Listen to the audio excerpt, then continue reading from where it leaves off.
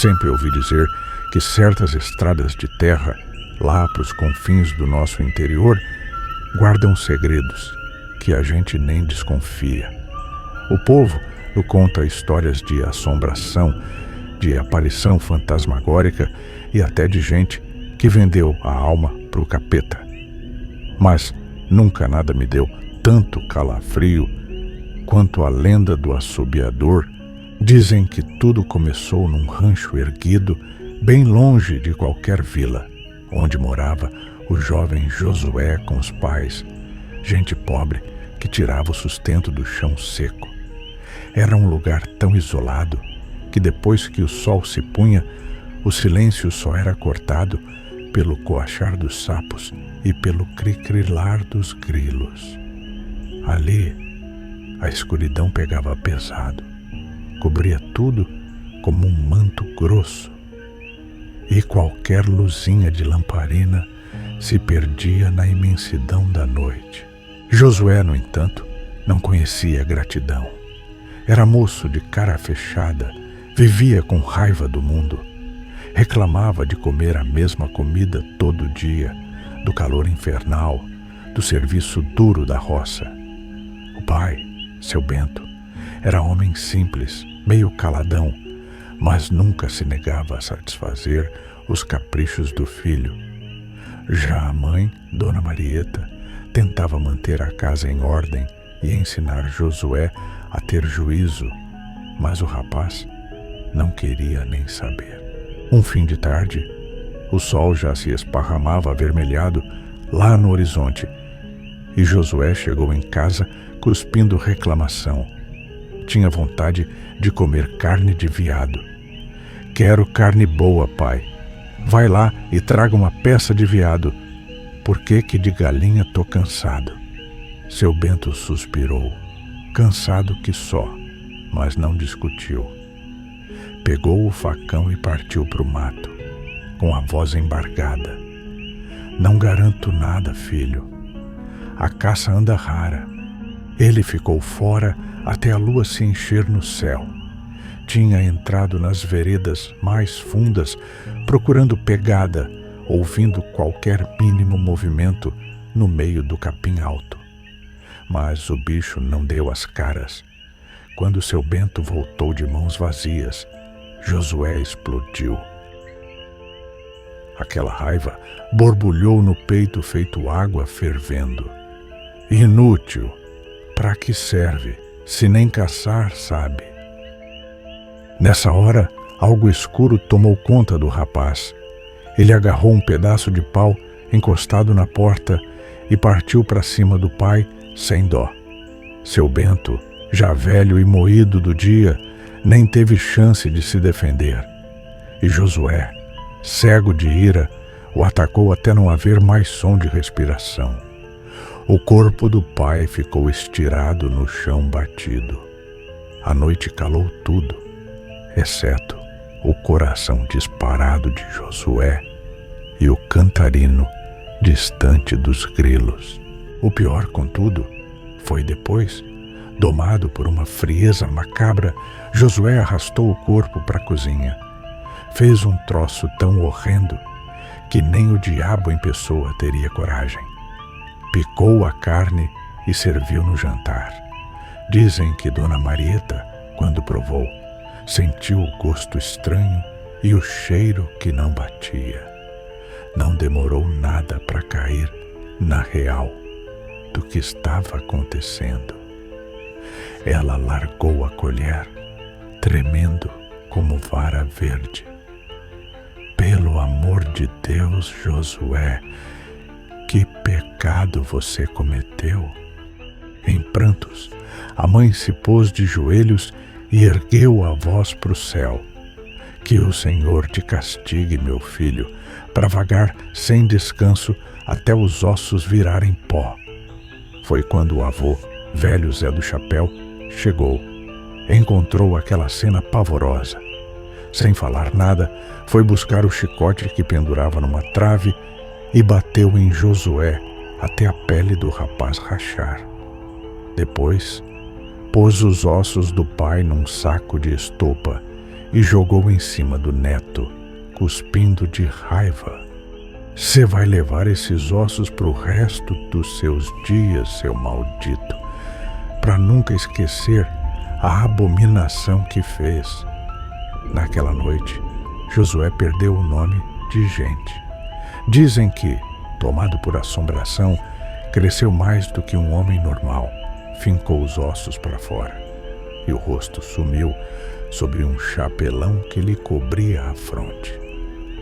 Com as costas curvadas, levando o saco de ossos do pai, desapareceu na estrada de terra, sem rumo, sem destino.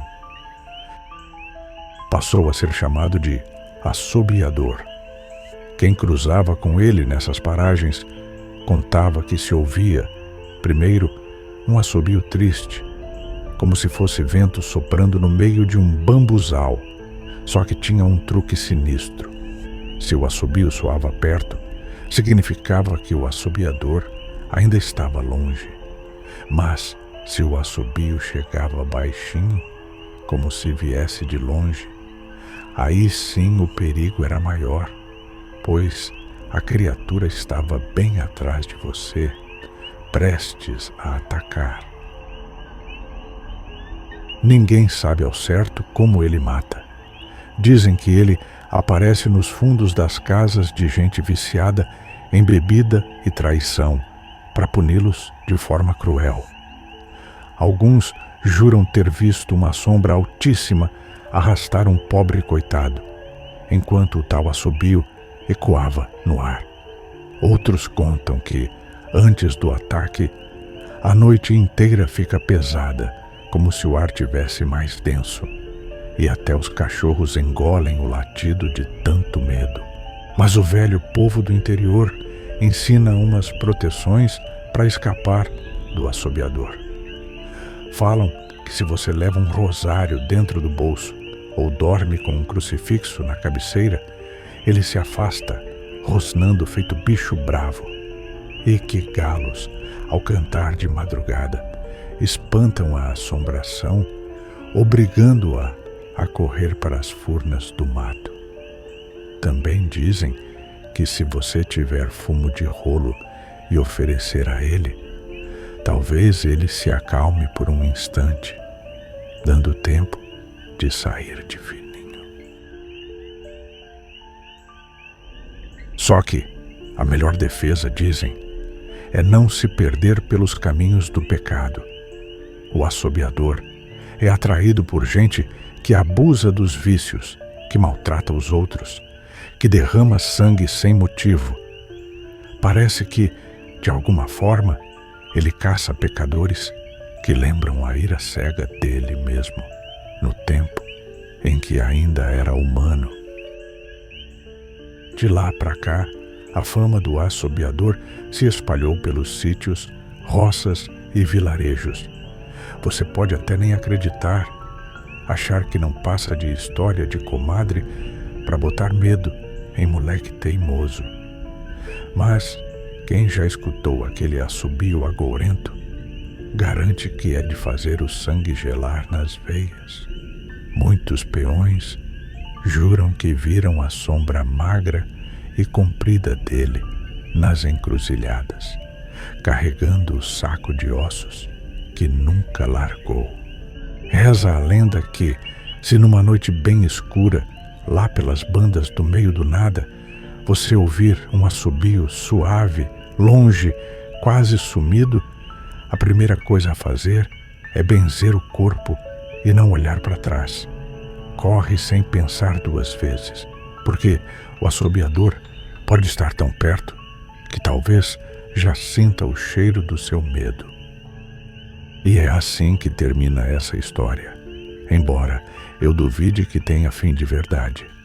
A criatura ainda vaga pelas estradas, pelos brejos e veredas.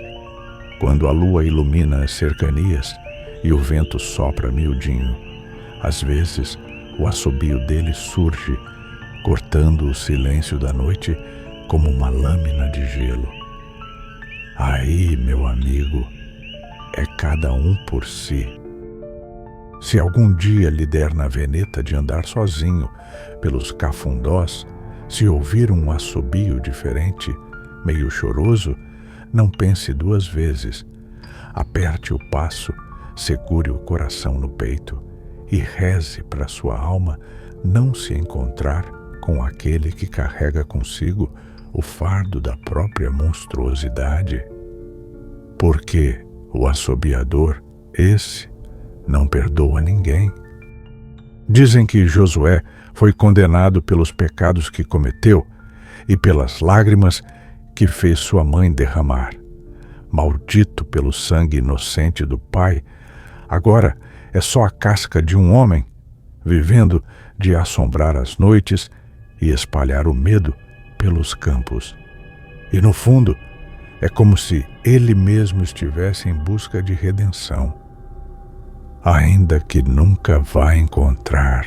Quem ousa duvidar que se arrisque a dormir numa rede esticada no terreiro, sob a lua cheia? Quem sabe, lá pelas tantas, vai ouvir um assobio. Se parecer perto, fique feliz. Ao menos por enquanto, ele está longe. Mas, se o som chegar fraquinho, balançando de mansinho nos seus ouvidos, é sinal de que o assobiador está ali atrás de você, pronto para fazer lembrar que existem pecados que nem a terra, nem o tempo conseguem enterrar.